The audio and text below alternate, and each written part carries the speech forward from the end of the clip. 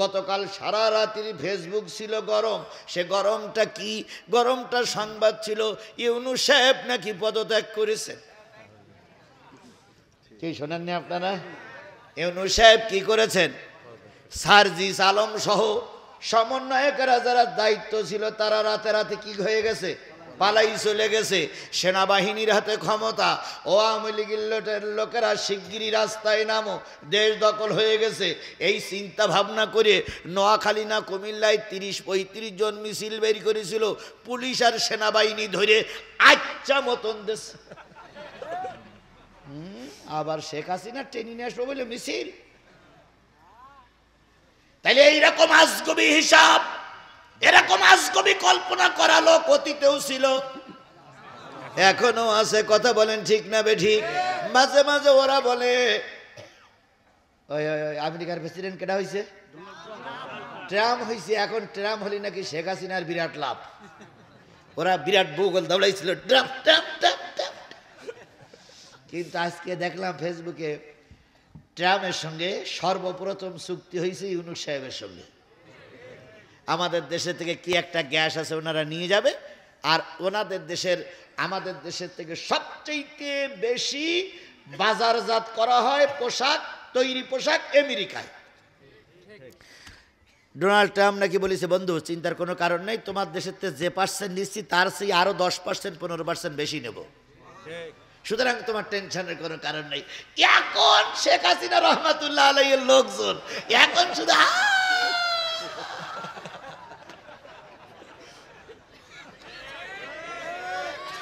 ওনারা এখন চিন্তা করলে কাজ দিয়ে কি করতেছিলাম আর কি হয়ে গেল। খেলাকার খেলাকার এ জোরে বলেন খেলাকার।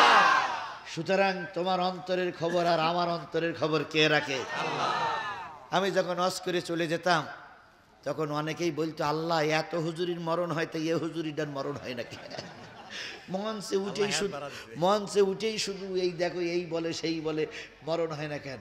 কারোর আশীর্বাদে কেউ মরে না, আবার কারীর আশীর্বাদে কেউ 50 বছর বেশিও থাকে না। দেখেন এই যে আমাদের সাবেক প্রধানমন্ত্রী, উনি প্রায় বলতেন, জাতীয় সংসদে বসে বসে বলতেন যে ইউনূস সাহেবের আর খালেদা জিয়ারে পদ্মা সেতুর থেকে কি করতে হবে?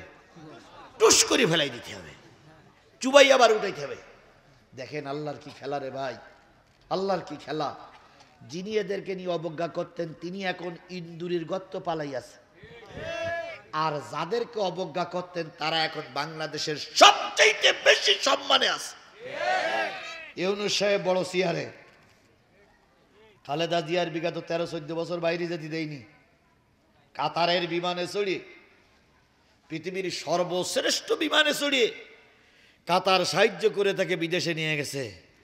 এ দেখেও যদি শিক্ষা না হয়, এখনো যদি মনে করো যে তোমাদের গাই গরু আর ফিরে আসবে, হাম্বা হাম্বা করে লাভ নেই, ও গাই গরু আর ফিরে আসবে না। তবে আসবে, বাংলার জনগণ তাকে নিয়ে আসবে বিচারের জন্য।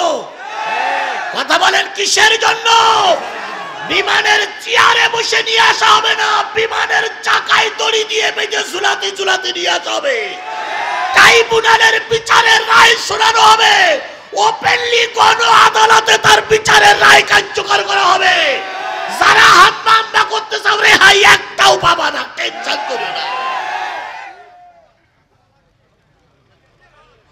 আল্লাহর এই দুনিয়া আল্লাহ ছাড় দেয় কিন্তু ছেড়ে দেয় না, এটা বুঝতে হবে, উল্টো পাল্টা বুঝলে হবে না। আল্লাহ আমাদের সহি বুঝ দান করুক। খালি অন্তরের খবর কে রাখে? সব মনে আছে, সব ঠিক হয়ে যেত যদি আধা ঘন্টা সময় আপনারা না খাওয়াতেন। নেতাদের জন্য পুরো আধা ঘন্টা সময় শেষ হয়ে গেছে। এখন এই জন্য আমি ওদের কথা আমার চিন্তা আছে, সভাপতিও কথা বলবে, আমি আজকে খুব বেশি আপনাদের কষ্ট দেব না। আমি বলি, আমার কথা শেষ করতে দেন। আমি সময় বাড়ানো কমানোর জন্য কখনো আবদার করি না, কিন্তু আমার মা খুবই অসুস্থ। আমার মা কি বলতেছে আল্লাহই ভালো জানে। আমার মা ওই পুলিশের কাছে মার খাওয়ার পরের থেকে মার ব্রেনটা ঠিক নাই। আমাকে যখন ধরে নিয়ে যাচ্ছিল আমার মা তখন পুলিশের পা জড়াই ধরেছিল। আমার মাকে গলা ধরে উঁচু করে একটা দেলের গায়ে আছাড় মারে, আঘাত দেয়। আমার মায়ের কপাল ফেটে রক্ত বাহির হয়। সেখান থেকে আমার মায়ের ব্রেনটা ঠিক মতন আর এখন কাজ করছে না। ভাইদের কাছে আছে, আমি আসার একটু আগে ফোন দিল যে মার অবস্থা খুবই খারাপ, তুমি যত তাড়াতাড়ি পারো মার এসে দেখে যাও অথবা গ্রামে নিয়ে যাও। আমি আজকে মার ভাইকে বলেছি যে আমি 12টা পর্যন্ত কথা বলবো, কারণ আমার 10টায় কথা শুরু করলি 12টায় কথা শেষ হয়ে 2 ঘন্টা আমার ভুল কথা হয়ে যেত। তো তারপরে নেতা আসলে নেতাকেও তো দেখতে হবে, এই জন্য আপনারা দিন ফুরাই যাচ্ছে না। আমি আজিজুল ইসলাম যদি বেঁচে থেকে আরেকদিন কথা হবে, আজকে একেবারে যে মাহরুম করছি তা নয়, কিন্তু আমার মায়ের খাতিরে আমাকে এখন সোজা যে সাতক্ষীরার থেকে এসেছে আবার সাতক্ষীরা ব্যাগে যেতে হবে। এই জন্য আপনারা খুব বেশি দাবি করবেন না, তবে মাহরুম করব না, যতদূর পারি দাবি ছাড়াই হোক। আজকে দাবি ছাড়াই হোক, অন্যদিন দাবি করলে দাবি রাখবো, আজকে দাবি ছাড়াই হোক। আল্লাহ আমাদের কবুল করুক। তবে যে আয়াতটা পড়েছি, যে আলোচনাটা করছি, এর একটা তো সার সংক্ষেপ আপনাদের বোঝানো লাগবে। এমনি এমনি মাঝখান থেকে ছেড়ে দিলে তো আপনারা কিছুই বুঝতে পারবেন না। আমি যে কথাটা প্রথম ভূমিকায় বলেছি সে পর্যন্ত আমার যাওয়া লাগবে, তার জন্য যদি 10 মিনিট কম হয় বেশি হয় সেটা আমি দেখবো ইনশাল্লাহ কি করা যায়। তবে আমি আপনাদের কাছে দোয়া চাই আমার মায়ের জন্য, যে আমার মা যদি আল্লাহ হায়াত রেখে থাকে সুস্থ করে দিক, আর যদি হায়াত একেবারে ফুরিয়ে যেয়ে থাকে আমার মাকে যেন ইমানের সঙ্গে আল্লাহ দুনিয়ার থেকে বিদায় করে দেয়।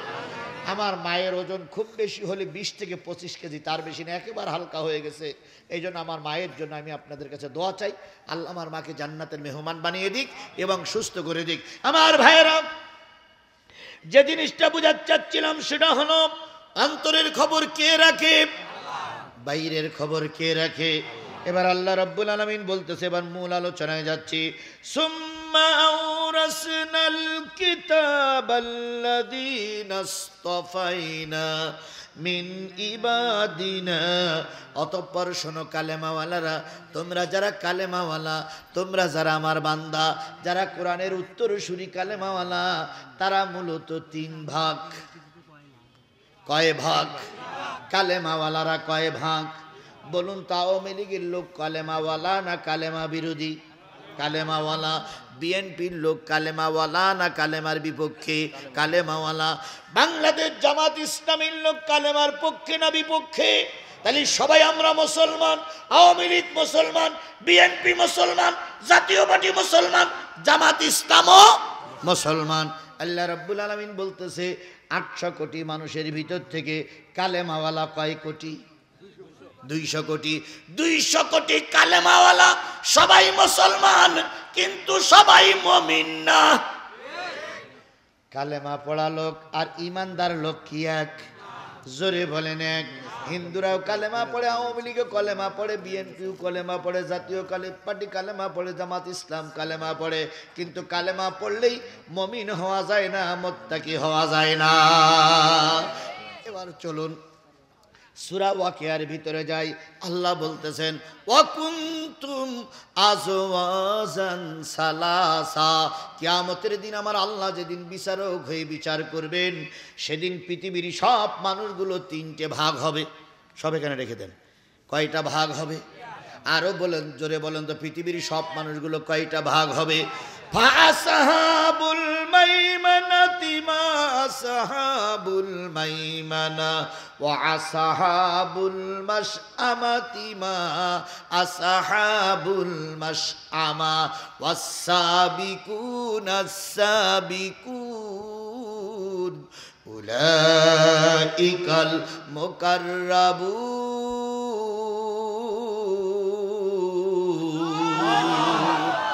আল্লাহ যেদিন বিচারক বিচার করতে বসবেন, সব মানুষগুলো আল্লাহর সামনে আসবে।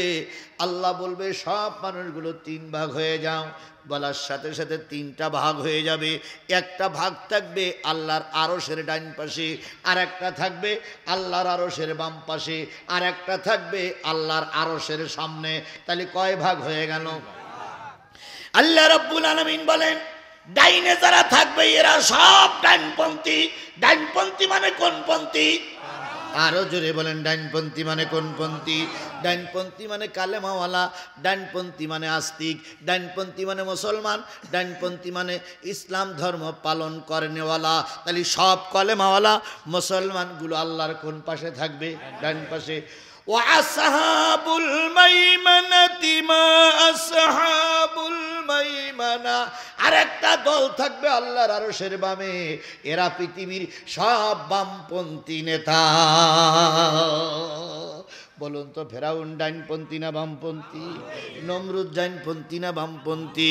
তাহলে নমরুদ ফেরাউনের গোষ্ঠীরা সব থাকবে আল্লাহর আরশের কোন পাশে? বাম পাশে। এখন আমাদের সমাজে কিছু মুসলমানের সন্তান ডাক দিয়ে বলে আমি বামপন্থী।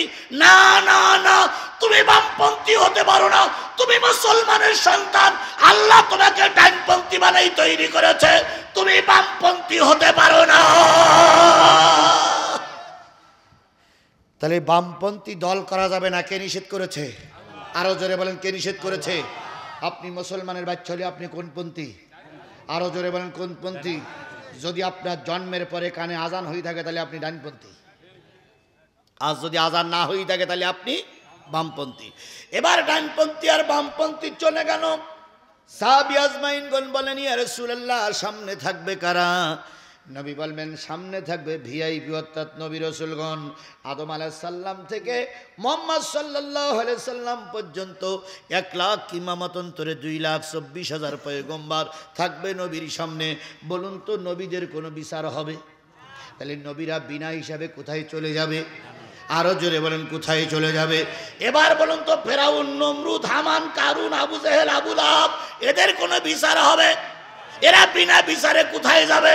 জাহান্নামে। নবী রাসূলগণ বিনা বিচারে কোথায় চলে গেল? তাহলে দুই পক্ষের সমাধান হয়েই গেল। এক পক্ষে বিনা বিচারে জান্নাতি, আর এক পক্ষ বিনা বিচারে জাহান্নামী। এবার ডাইনের পাশে আছে সব কালেমাওয়ালা মুসলমান।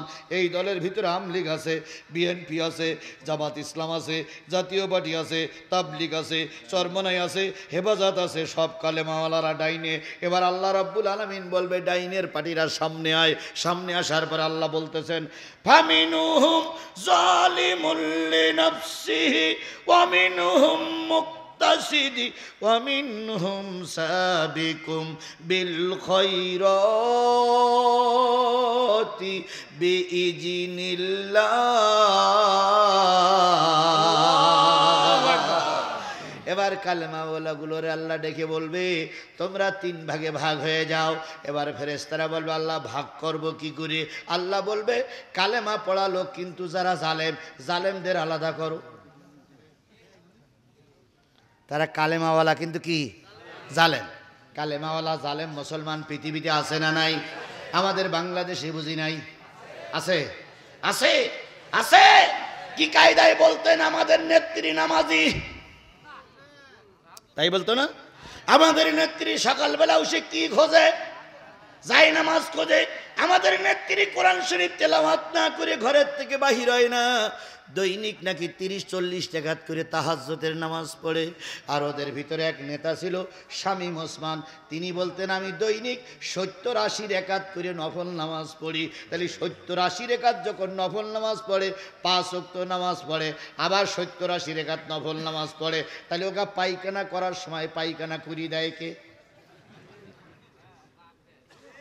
ওর বাপ তো মরে গেছে, ওর বাপ।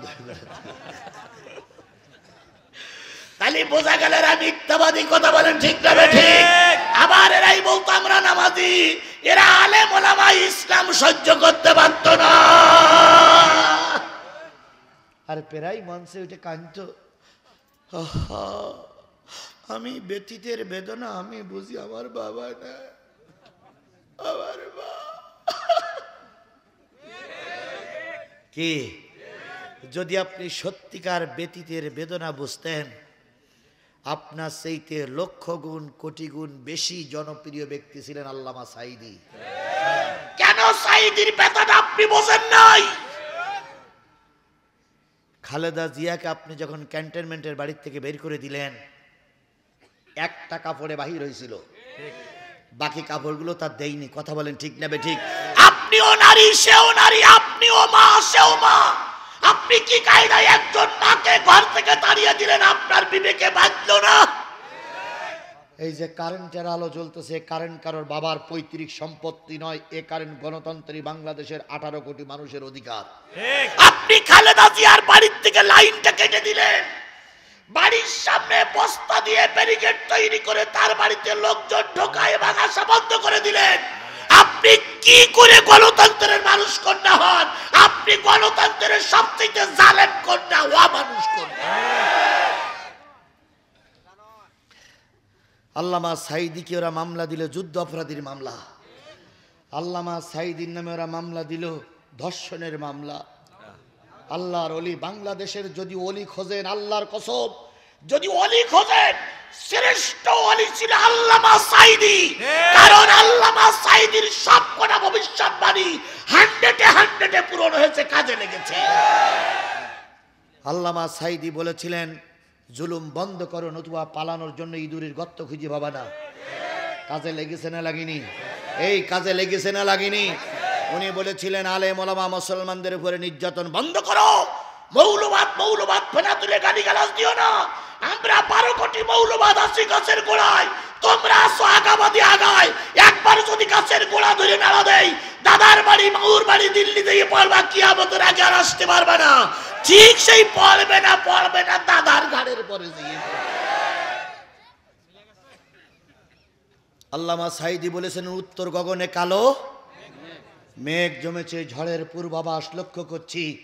শক্ত হাতে যদি মোকাবেলা করতে না পারো, এমন অমাবস্যার আধার নেমে আসবে যার সবে সাদেক। সত্য হয়েছে না হয়নি? সত্য হয়েছে না হয়নি? আল্লামা সাঈদী বলেছিলেন, ভারত তুমি বাবরি মসজিদ ভাঙনি, 200 কোটি মানুষের অন্তর ভেঙে ছারখার করে দিয়েছো। বাবরি মসজিদের ইটগুলো যেমন খসে খসে পড়েছে, ও ভারত তুমি একদিন ভেঙে টুকরা টুকরা হয়ে যাবা। আজ হোক কাল হোক ভারত ভাঙবেই ইনশাল্লাহ। বলেন আজ হোক কাল হোক। ওই ভারতের অখণ্ড ভারত আর থাকবে না। ইতিমধ্যে মণিপুর নিয়ে শুরু হয়েছে। আপনার আগাম সংবাদ আমি বলতে পারি না, কারণ আমার অত আধ্যাত্মিক জ্ঞান নেই। তবে আমি যা বুঝতেছি, আজ যা শুনতেছি, খুব তাড়াতাড়ি মণিপুর স্বাধীন হবে, সেই সঙ্গে সঙ্গে কাশ্মীর স্বাধীন হবে। ভারত ভাঙবে, সময়ের অপেক্ষায় আছি আমরা। এই জন্য যাই নামাজ খুঁজতেন তারাই নামাজিদের সহ্য করতে পারতেন না। এই জন্য মুসলমানরা কয় গ্রুপ, কালেমাওয়ালারা কয় গ্রুপ। একটা হলো জালেম মুসলমান। জালেম মুসলমানের ব্যাখ্যার বেশি করা লাগবে না। জালেম মুসলমান আমাদের সমাজে ছিল না। যদি মুসলমানরা মুসলমানের শত্রু না হতো, এক মুসলমান আর এক মুসলমানের জন্য জেল খাটত না। তাহলে 3 গ্রুপের ভিতরে এক গ্রুপ হলো জালেম, কিন্তু তারা মুসলমান, কিন্তু কি মুসলমান? জালেম। 2 নম্বরে আমিনহুম মুক্তাসিদ, তারা হলো ধর্ম নিরপেক্ষ মুসলমান। এরকম ধর্ম নিরপেক্ষ মুসলমান আছে আমাদের দেশে? এই বলেন, আছে আমাদের দেশে? দেখেন এই যে মোবাইলগুলো, শেখ হাসিনা রহমতুল্লাহ আলাইহি বলেছিল যে উনি নাকি মোবাইলগুলো উপহার দিয়েছে। আচ্ছা, মোবাইলগুলো উনি উপহার দিয়েছেন, আমরা কিনে নিয়েছি, তাহলে উনি উপহার দিল কি করে? মিথ্যে কথা। আমার একটা সেট, ভাইয়ের 2টো সেট, আর একজন ভাই আর একটা সেট। একটা সেটের চয়েস এক রকম, সবাই কিন্তু এক সেট চয়েস করে না। আচ্ছা বলুন তো, আমার গায়ে জামার রং একরকম, ভাইয়ের জামার গায়ে একরকম, ওনার জামার গায়ে একরকম, ওনার তাহলে একজনের চয়েস এক রকম। এবার বলেন, খেতে দেশে আপনার গরুর গোশ, মুরগির গোশ আর হলো খাসির গোশ। এখন 3টে আপনার সামনে দিয়ে বলতেছে, ভাই আপনি কোনটা খাবেন? একজন বলতে আমি মুরগির গোশ খাবো, ভাই আপনি, আমি খাসির গোশ খাবো, আপনি গরুর গোশ খাবো। তাহলে 3 জনের চয়েস 3 রকম। ভাত দেশে খিচুড়ি ভাত, বিরিয়ানি ভাত, সাদা ভাত। ভাত দেওয়ার পরে একজন বলছে আমি বিরিয়ানি খাবো, আর একজন বলছে আমি পোলাও খাবো, আর একজন বলছে আমি সাদা খাবো। তাহলে খাওয়ার ব্যাপারে চয়েস 3 রকম, 3 জনের 3 রকম। তাহলে প্রত্যেকের চয়েস আলাদা। ধর্মের ব্যাপারে নিরপেক্ষ কেন? কথা বলেন। ধর্মের ব্যাপারে তোমার একটা ধর্মের পক্ষে থাকতে হবে। খাবার ব্যাপারে তুমি পক্ষে, রাজনীতির ব্যাপারে তুমি পক্ষে, কাপড় কেনার ব্যাপারে তুমি পক্ষে, মোবাইল নেওয়ার ব্যাপারে তুমি পক্ষে, টুপি মাথায় দেওয়ার পক্ষে, তারপরে টুপি চুল কাটার ব্যাপারে তুমি পক্ষে, যে কোনো একটা পক্ষে। ধর্মের ব্যাপারে নিরপেক্ষ কেন? বলেন, আপনি ধর্মের ব্যাপারে নিরপেক্ষ থাকবেন কেন? আপনাকে যে কোনো একটা পক্ষে থাকতে হবে। হয় বলেন আমি হিন্দু ধর্মের লোক, তাহলে আপনি বেদ, গীতা, মহাভারত, ত্রিপিটক ওই নিয়ে চলেন। সকালবেলা উঠে আমাদের কোনো দাবি নাই। কথা বলেন, ঠিক না ঠিক? আর না হয় বলেন আমি মুসলমান, তাহলে তুমি যদি মুসলমান হও কোরআন মেনে চলা লাগবে। এটা কার নির্দেশ? আফাতুমিনুনা বিবাদিল কিতাবি ওয়া তাকফুরুনা বিবাদ। তোমরা কি কোরআনের কিছু অংশ মানবা আর কিছু অংশ মানবা না, তাহলে তোমরা মুসলমান থাকতে পারবা না। তাহলে আপনি ধর্মের ব্যাপারে নিরপেক্ষ থাকতে পারবেন না। এখন আমাদের দলের কিছু লোক বলতেছে আমরা ধর্ম নিরপেক্ষ। আল্লামা সাঈদীর ওয়াজ শুনেছেন আপনারা? আল্লামা সাঈদী বলেছিলেন ধর্ম নিরপেক্ষ মানে হলো কুফরি মতবাদ। সবের একটা পক্ষ থাকা লাগবে। এবার আপনি ধর্মের ব্যাপারে নিরপেক্ষ থাকলেন মানে দুই পক্ষ, হিন্দুরও গেলে চুচুচু, মুসলমানের গেলে চুচুচু, চুমো দিলেন। এখন আপনি মারা গেছেন, এখন আমরা আপনার কি করব ভাই? ও দুলা ভাই, এখন আমরা কি করব? আপনি হিন্দুর দিকে অর্ধেক, মুসলমানের দিকে অর্ধেক, তাহলে এখন বেরিয়ে গেছেন, এখন আমরা কি করব? মাঝখানতে ফাইটটি হবে। কি কথা বলতেন? কারণ দুই পক্ষে তো কষ্ট দেওয়া যাবে না, মাঝখানতে ফেরিয়ে একটা দিতে হবে হিন্দুদের কাছে, ওরা নে শ্মশান কাটায় পড়াবে করবে। আর আমরা মুসলমানের পক্ষে যারা আছি, আমরা মুসলমানের পক্ষে যারা আছে তারা নিয়ে বলবো মিনহা খলাকনাকুম ওয়া ফিহা নুইদুকুম ওয়া মিনহা নুখরিজুকুম তারাতান উখরা। এই বলে দুই পক্ষের মন সন্তুষ্ট করতে। তাহলে আপনারা কি দুই পক্ষে যাবেন না এক পক্ষে থাকবেন? যদি মনে করেন মুসলমানের ধর্ম আপনার পছন্দ হচ্ছে না, আমি আপনার পায়ে ধরে রাখবো না। আপনি নাম ধাম পরিবর্তন করে শ্রী নারায়ণ চন্দ্র দাস নাম রেখে দেন। রেখে দেওয়ার পরে আপনি দুর্গা পুজোয় যান, যেখানে যান যান, ওই লাইনে থাকেন। আর আমার মুসলমানের পক্ষে যদি আপনি থাকেন, স্পষ্ট করে বলতে আমি কোরআন হাদিসের বাইরে কোনো মতবাদ মানি না। আমি মুসলমান, আমার সংবিধান আল্লাহর কোরআন। আমি মুসলমান, আমার দ্বারা কোরআনের আইন প্রতিষ্ঠা হবে। আমি মুসলমান, কোরআনের বাইরে যাওয়ার সুযোগ নাই। এই উল্লাপাড়ায় কিন্ডার গার্ডেন স্কুল আছে না? আছে। এক একটা স্কুলের পোশাক এক এক রকম। আপনার মেয়েরা কেজি স্কুলে ভর্তি করতেছেন, ওর পোশাক হলো মাথায় সাদা স্কার্ফ, গায়ে সবুজ জামা, পরনে সাদা পায়জামা। এই পরে আপনার একটা মেয়ে স্কুলে পড়ে। এখন ওই মেয়ে যদি স্কুল থেকে ওই পোশাক পরিয়ে আর একজনের পোশাক হলুদ সেই স্কুলে যায়, মাস্টাররা কি মেনে নেবে? তখন বলে এই মেয়ে তুমি তো আমার স্কুলের ছাত্র না, তোমার পোশাক দেখে বলা যাচ্ছে তুমি আমার স্কুলের ছাত্র না। তুমি কোন স্কুলের ছাত্র? উল্লাপাড়ার মডেল স্কুলের ছাত্র। তুমি মা ভুল করে এসেছো, তুমি ওই স্কুলে যাও। এটা যদি দুনিয়ার বিধান হয়, এক স্কুলের পোশাক পরে আর এক স্কুলে গেলে যদি স্কুলের মাস্টাররা তোমাকে না নেয়, তাহলে তুমি নবীর স্কুলের ছাত্র না হয়ে ওই বামপন্থী রামপন্থী দলের ছাত্র হয়েছিলে। মরার পরে নবীর স্কুলে কেন? গলা ধরে বের করে দেবো।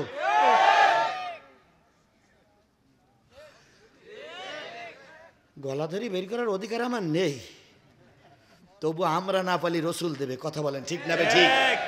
তাহলে আমাকে হয় সবুজের স্কুলে নাই সাদা স্কুলে ঢুকতে হবে। সাদা স্কুলের নাম হলো কোরআন, আর সবুজ স্কুলের নাম হলো বাতিল। তাহলে আমরা আজকের থেকে নিয়ত করবো, আপনি খান সাহেবের ভোট দেবেন কিনা দেবেন ওটা আপনার ব্যাপার, কিন্তু আপনাকে মুসলমান হতে গেলে কোরআনের স্কুলে থাকতে হবে। কিসের স্কুলে থাকতে হবে? তাহলে আমরা সবাই কোরআনের স্কুলে থাকতে রাজি আছি তো? কারা কারা রাজি আছে একটু হাত তুলে আল্লাহরে দেখাই। জোরে একটা তাকবীর দেবেন, নারায়ে তাকবীর। আরো জোরে নারায়ে তাকবীর। আল কোরআনের আলো তাকবীর। বন্ধুগণ, আমি আপনাদের সামনে কোন সূরা থেকে তেলাওয়াত করেছিলাম? এই সবাই মিলে স্পষ্ট করে বাঘের বাচ্চার মতন বলবেন, কি সূরা? কোন সূরা? সূরা ফাতিহা না, ফাতির। ফাতির, হ্যাঁ ওটাও। হ্যাঁ, যদি কেউ ধান, গম, ইট, টাকা যদি কেউ বাকিতে দিতে চান, আজকে নিয়ে আসেন নাই, লিখাই দেবেন। বড় অঙ্কের ছোট অঙ্কের টাকাগুলো আমি বলে আপনাদের কাছ থেকে দোয়া নেব ইনশাল্লাহ। 22 নম্বর পারার 35 নম্বর সূরা। নামটা কি বললাম? ফাতির। ফাতির শব্দের অর্থ হচ্ছে প্রশস্ততা। ফাতিরিস সামাওয়াতি ওয়াল আরদ, প্রশস্ততা আসমান এবং প্রশস্ততা জমিন। এই সূরা ফাতিরের আয়াত সংখ্যা 45। 45টা আয়াতের ভিতর থেকে আমি আপনাদের সামনে তেলাওয়াত করেছি। 31, 32, 33 কয়টা? এই মুসলমান কথা বলেন কয়টা? 31, 32, 33 আল্লাহ বলতেছেন ওয়াল্লাযী আওহাইনা ইলাইকা মিনাল কিতাব।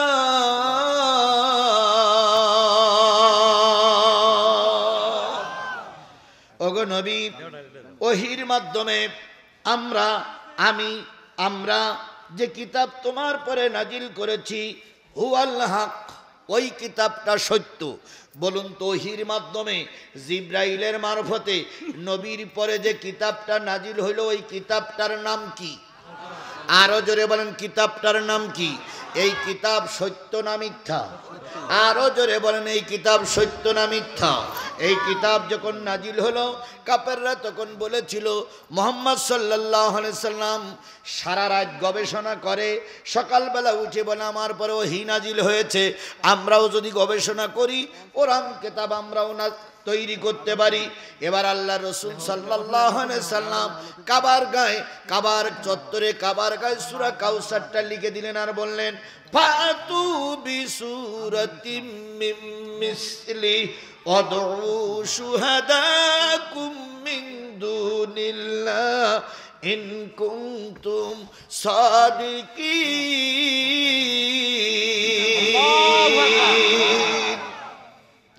তোমরা তো বলতেছো এরকম কিতাব নাকি তোমরা তৈরি করতে পারো, আমি সূরা কাউসার লিখে দিয়ে গেলাম, পারলে তোমরা একটা সূরা এরকম তৈরি করো, আল্লাহ বাদে, শুধু আল্লাহকে বাদে দুনিয়ার সব লোক ডেকে এক জায়গায় করো, সব পৃথিবীর লোক এক জায়গায় করে দেখো তো চেষ্টা করে একটা কিতাব তৈরি করতে পারো কিনা। কাফেরেরা দীর্ঘদিন চেষ্টা করলো ওরকম একটা কিতাব তৈরি করার জন্য, পেরেছিল কি?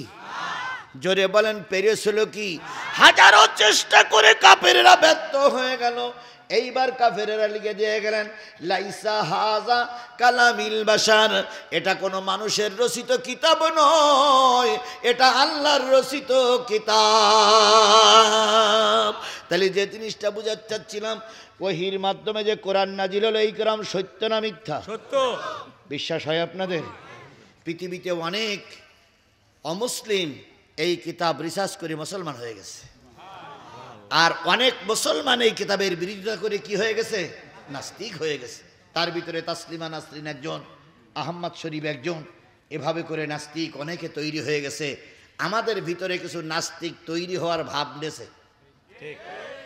একজন সেদিনকে তো বলেই ফেলাইছে যে ধর্মের কি বলে কোরআনের সঙ্গে রাজনীতির কোনো সম্পর্ক নাই। এই কথাগুলো যদি সত্যিকার অন্তর দিয়ে বলি থাকে, রাজনৈতিক প্রেক্ষাপট নাহি যদি অন্তর দিয়ে বলে থাকে, তাহলে ওই লোক তওবা না করলে ওই লোকের খবর আছে। এই জন্য কোরআন সত্য, তার প্রমাণ আল্লাহ দিলেন জালিকাল কিতাবুল লা রাইবা ফি, এই সেই কিতাব যেই কোরআন কিতাবের ভিতরে কি নাই, সন্দেহ নাই। এবার বলুন তো 1400 বছর আগের কিতাব আর এখনকার কিতাব কি এক আছে? বুঝে শুনিয়ে বললেন 1400 বছরের কিতাব আর এখনকার কিতাব কি এক আছে? বলুন তো আমার ইমাম সাহেব যখন নামাজ পড়ায় তখন নামাজে সূরা ফাতিহা পড়ায়, ভারতের ইমাম সাহেব যখন নামাজ পড়ায় তখন কি পড়ে?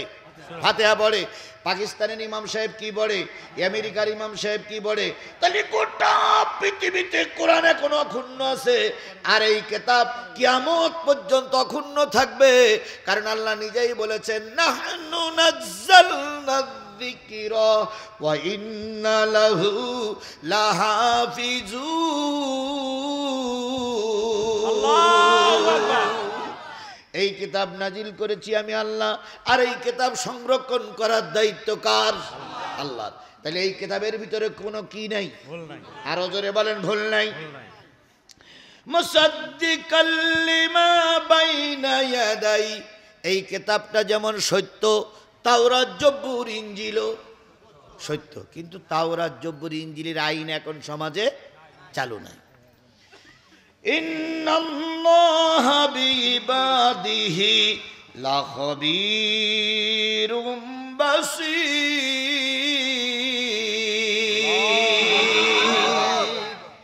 নিশ্চয়ই বান্দার অন্তরের খবর এবং বাইরের খবর কে রাখে? আরো জোরে বলেন না কে রাখে? আরো জোরে বলেন না কে রাখে? আজগুবি আজগুবি খবর বাংলাদেশে প্রচার হচ্ছে।